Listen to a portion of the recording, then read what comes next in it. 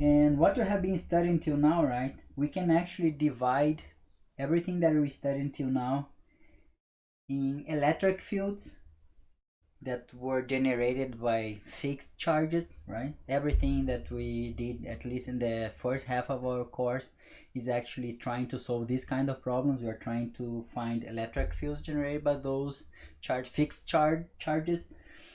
And we could do this beautifully, right? I think one of the most important ways to do that we learned was actually a Gauss law, right? That states that the electric field generated by charge distributions is actually proportional, right, to, let me write here, I don't know if you guys recall that, it was a couple weeks ago. So that this electric field is actually directly proportional to the charge enclosed in a given surface, and these surfaces we call Gaussian surfaces, right? So this is one class of problems that we approach it. Let me put this here, let me put this in red because this is very important that we learn here in class.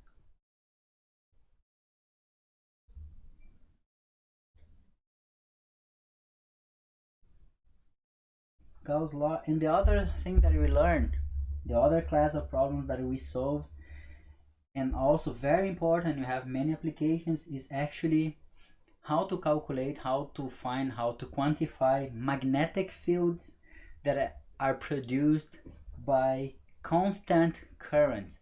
And for that we have this also beautiful expression, right, that is called Ampere's law.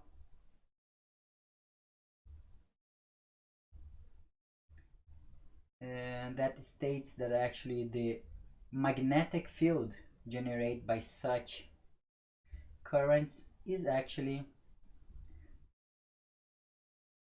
directly proportional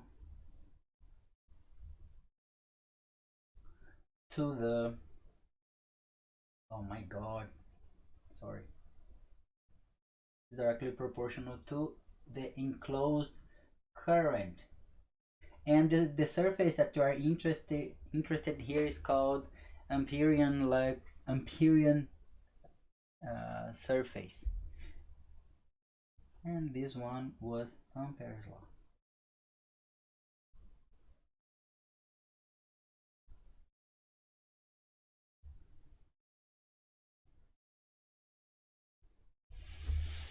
But as you of course guys, this is the most important part here. The phenomena are not only restricted for these two kinds that we have been actually studying till now, right? It's not only restricted to electric field generated by fixed charges and magnetic fields produced by constant currents. We have, of course, if you change, for example, if you leave the assumption that actually the current is constant, we have a bunch of a very interesting phenomena that we have to study.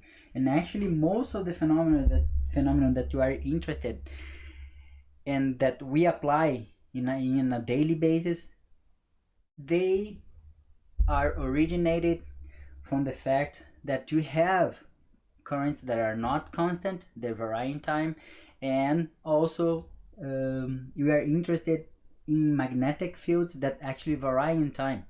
And that's where we are going to talk today. We're going to start to talk today about this kind of phenomenon. What is going to happen when now we don't have something that is stationary?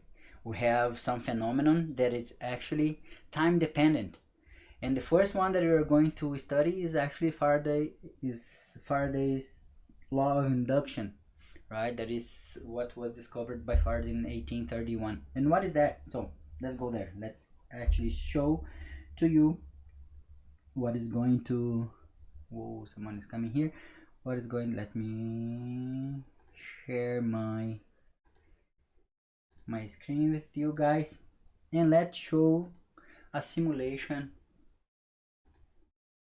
of Gauss, one of the Gauss experiments. So this was the Gauss first experiment, guys. What do you have here? We have a coil, right? Of course, made of a conductor, and this is actually connected to a voltmeter. And here, just to illustrate even better what is going to happen when and I have this magnet here, and to illustrate what is going to happen when I move this magnet here, these simulations use like a light bulb here. What is going to happen exactly when you have here? Look, guys, if you move this magnet in and out of this coil, what you noticed is actually you generate some kind of current. You induce some kind of current in this coil, and since this is a circuit, right, you induce like magnetic field here, and then electric current, and then since this is a circuit, you can see actually the bulb like working, and also the voltmeter.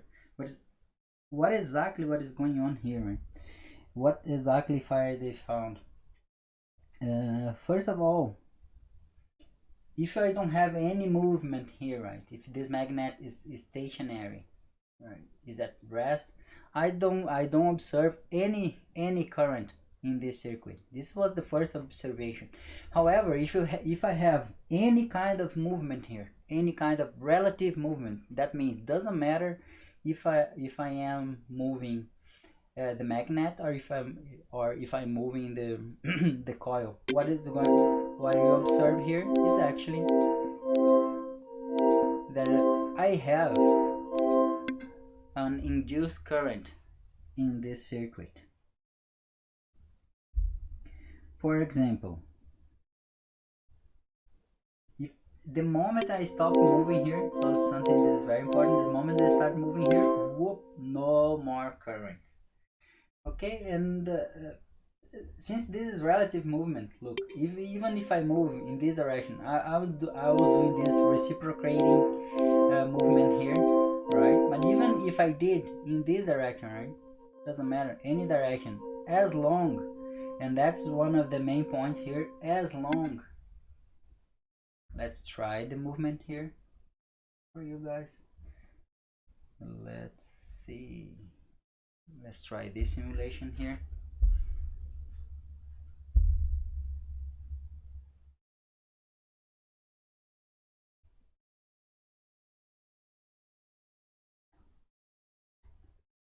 So if I have reciprocating motion, this kind of movement here, yeah, so you have this induced current in this circuit here. Even if I have a rotation, see, as long come close, you come close.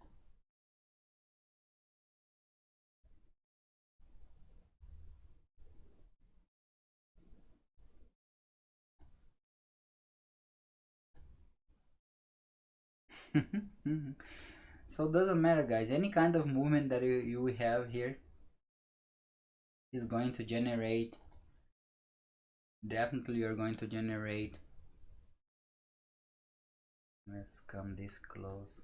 I cannot come close. And as I told you, this is relative movement, right?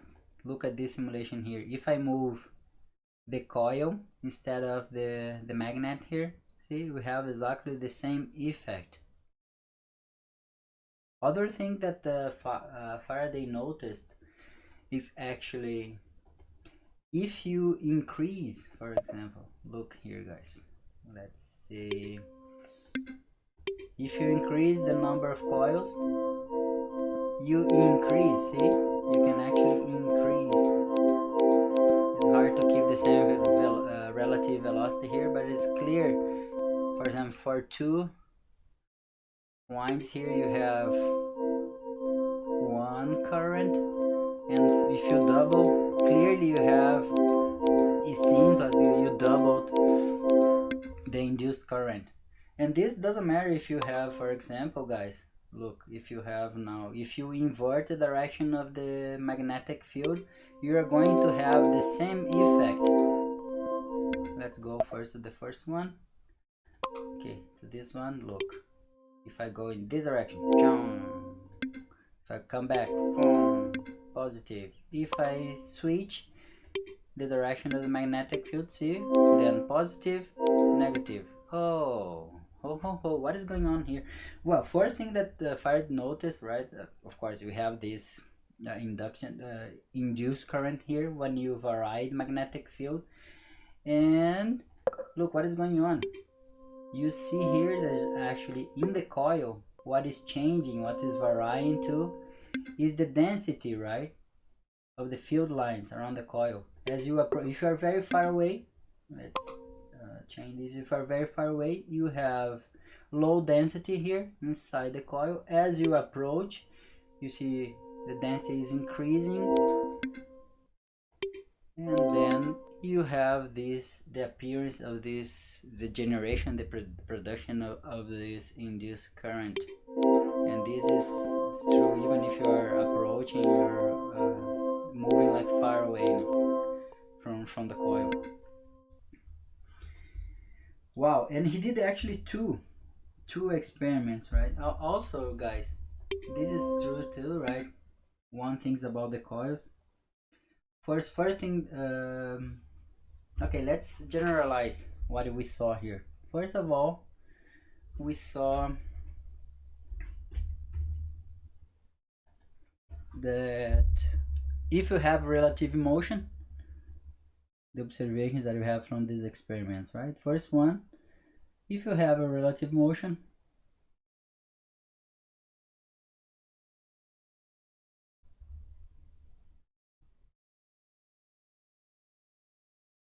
then we have the appearance here of induced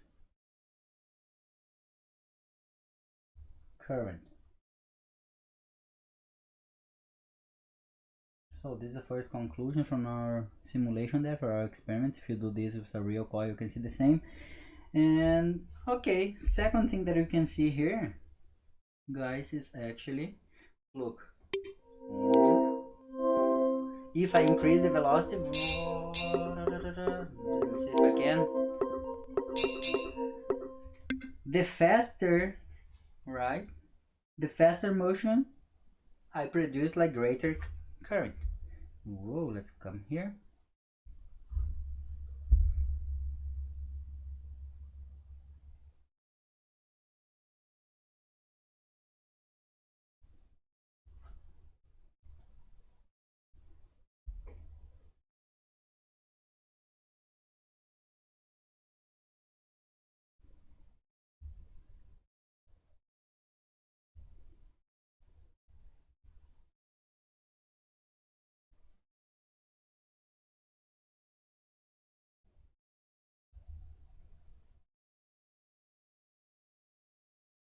So I have here greater current.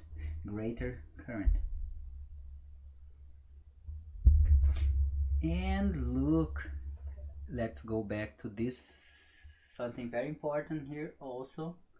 Let's see this simulation here. Let's stop this, no rotation. Let's restart this simulation here.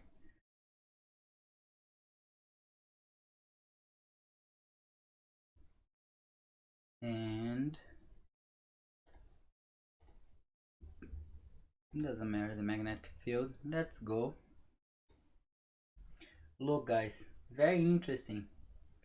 If let's change these guys here.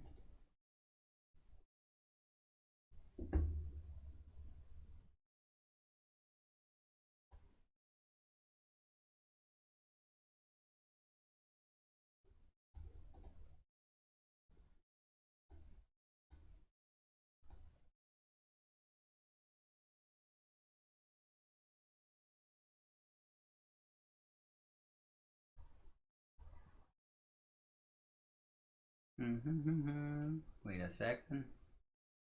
I'll try to put like the North Pole aligned with the longitudinal axis of the coil. A little bit more. Go. Yeah, right like this. What we can observe here is actually when you move the magnet north pole towards the loop, you have like, where is the current? We have the current like going up, and then when you moves like far away and then change direction, right? Sometimes if you are looking in the plane of the longitudinal axis, so you have sometimes you have clockwise current and sometimes counterclockwise current. That's very interesting thing to know. Okay, so this is another let's stop this, let's go back here. So the current actually has the direction of the current is going to change. This is in the on the coil, right? Induced current. So you have like clockwise,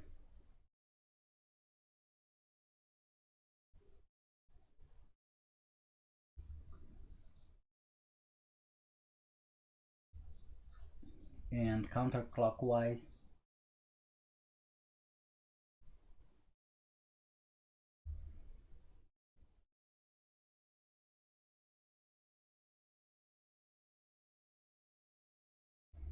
Depending on the movement of the magnet.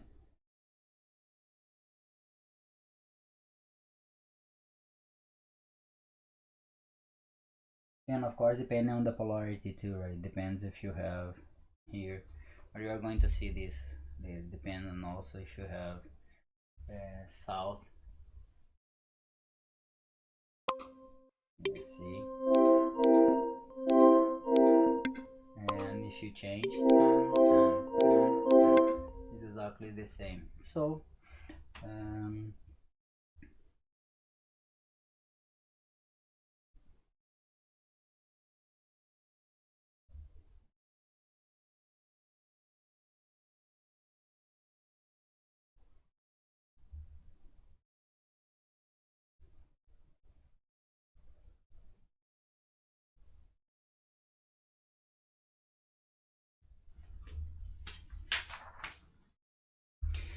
he also, guys, okay, this was his first experiment. I don't have simulation for the second experiment, but he did like a second experiment too. So I put here a figure. The figure again is from LibreText. Again, is helping us here. But for his second experiment, he built like two circuits, right? He built this circuit here, circuit 1, circuit 2, and every time, for example, you close the switch here in this circuit 2 has no EMF, right guys? This is just, we have like a voltmeter here, like a resistant and a coil. And this circuit, yeah, you have like an EMF here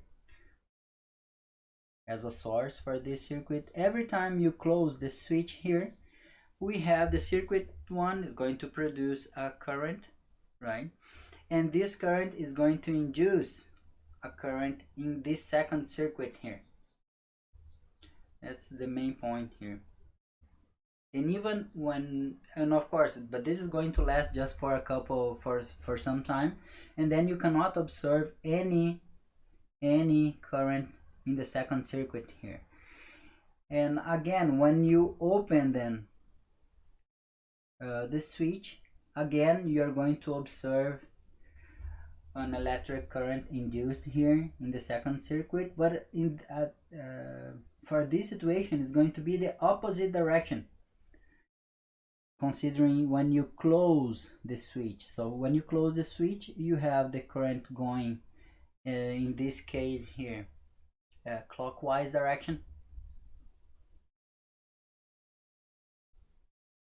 and when you open the circuit, this is counterclockwise direction.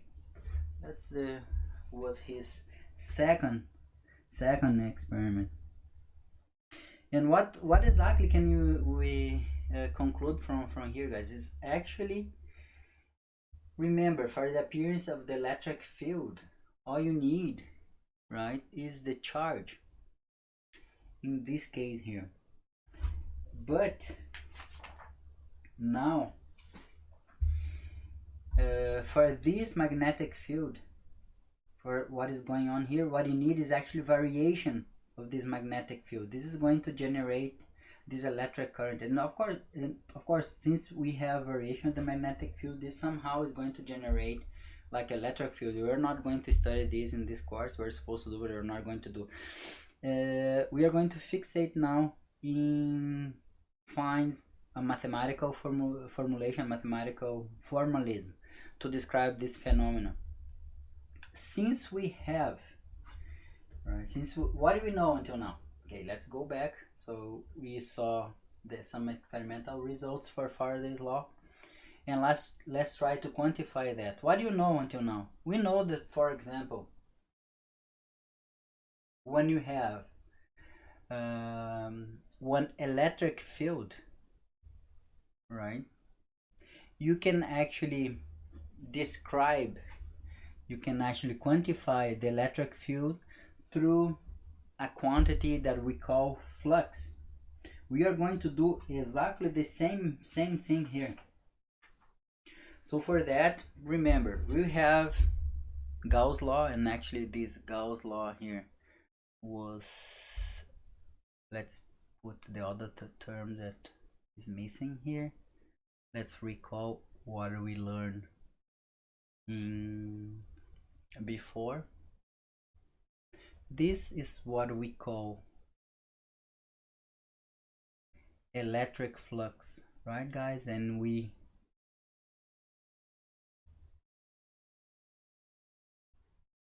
denoted that with the capital phi and the sub e to actually to refer to electric field.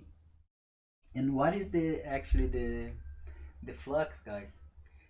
If you remember, right, from our previous class, every time, let's go back here to which chapter that, chapter 23, when we study, right? Every time you have a vector field, doesn't matter what is the vector field, what we call flux is just a scalar quantity that is related to this scalar field, right? It's just, this is a representation of how much of this electrical field actually goes through a given surface in this field. Remember that, guys? I put again in the lecture notes exactly the same, right? You have here one electric field, doesn't matter what is the electric field, a vector field, and we are interested, right, for this field to find the flux through a given surface, through a certain area. And all you have to do in this case, is this comes from vector calculus, all you have to do is calculate this scalar product, right? You just have to multiply to operate this vector field f times the vector area, and you learn also how to represent that, how to actually operate that when we deal with Gauss law a couple weeks ago. We are going to do exactly the same here for the magnetic flux. We are going to approach the same way we approach it the electric flux. So remember, we have exactly the same, right guys? What we did here for the electric flux, you have a given area, you have the field here. What we did here to calculate that was using what we know from calculus, vector calculus. So we know that this flux here, in this case, oh, let me make this bigger.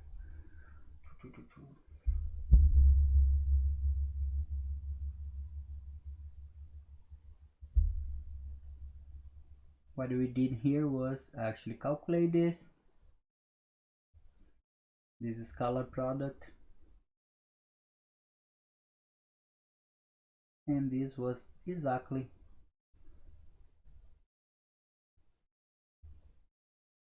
the electrical the scalar product between this electric field and, my god, come on,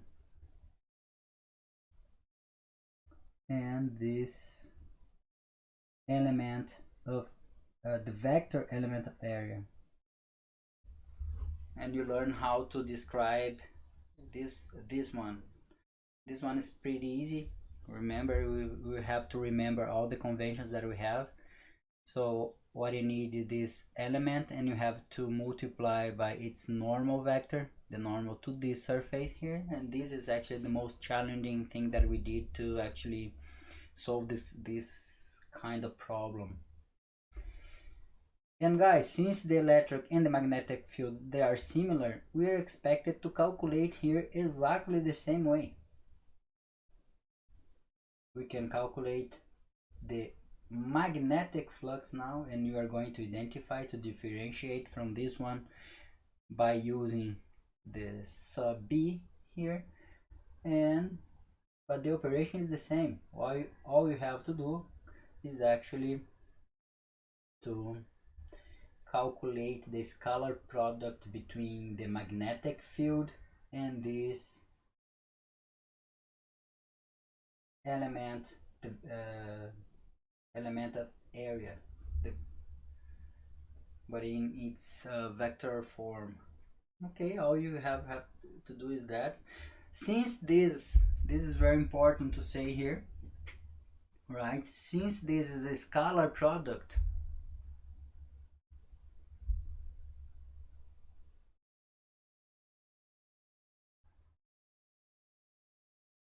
and this is going to help a lot when you're solving problems. We are only interested in components that are parallel to each other, that have the same direction, right?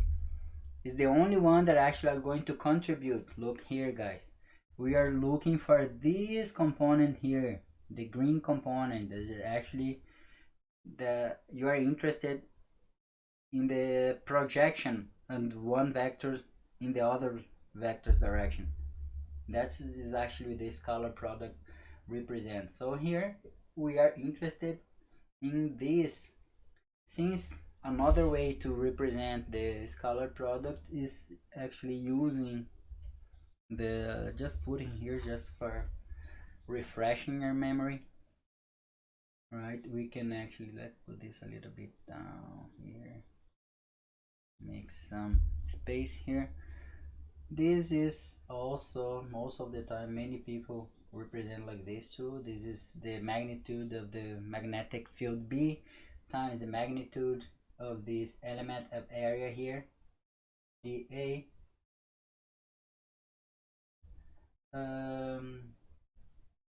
times the cosine between these two vectors. And if you see this, right, you have two main cases here.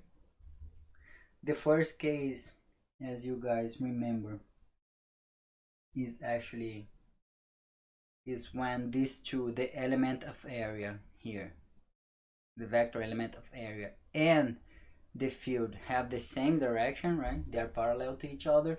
So what we have here is actually is just the product, right, between them, between the two magnitudes. So this is going to be only B dA. And this particular case here, if this element of area is actually has 90 degrees direction with your field, so this one is 0, so we're not interested in this component here, so the flux here is 0.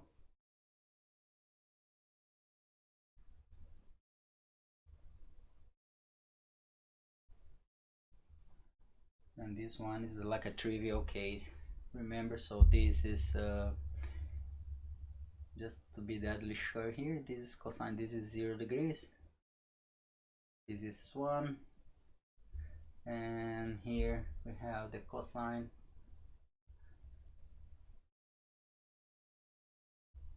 of 90 degrees, so this is going to be 0, and then that's why you don't have to consider. This is the special case. And remember, okay, so it's pretty straightforward. This is exactly the same like we did for the when you calculated the electric flux, and you are going to calculate the magnetic flux same way. The only difference here, guys, is actually the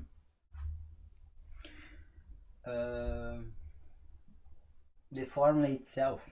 I'm going to present to you then the proper definition. Oh, before I go there, I just will have to make one comment here. This is about the units for the magnetic flux.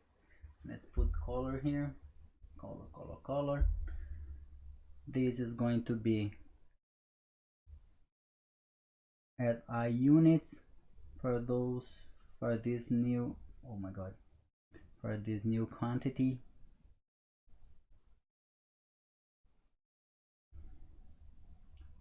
As you can see, this is Tesla square meter.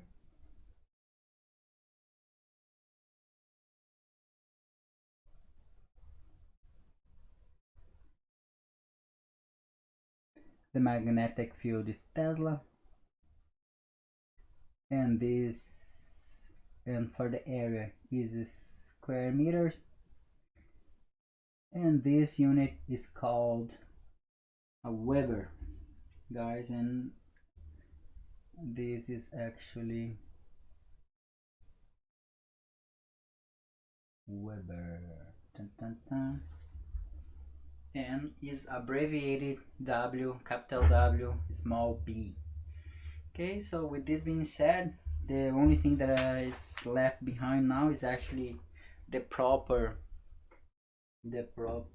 mathematical expression to represent Faraday's law, and this is pretty forward. What actually can be observed is that the magnitude, what was stated by Faraday, is actually the magnitude of the EMF, and here the EMF is denoted by capital epsilon, the Greek epsilon. This is equals to minus the temporal derivative of the magnetic flux. And this minus sign here that I'm going to explain, you're going to understand when I solve some extra problems. This is actually referred as Lenz law.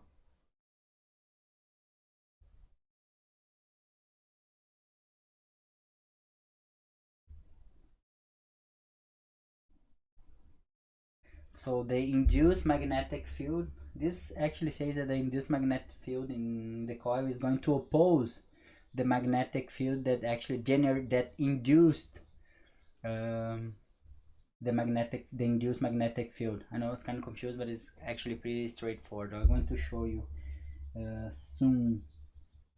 And this is actually Faraday's law.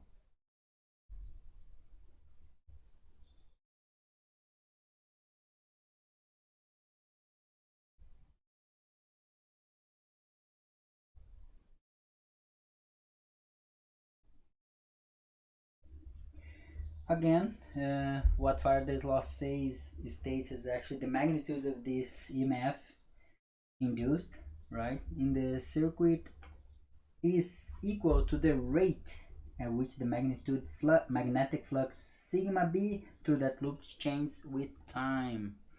This is exactly what it says.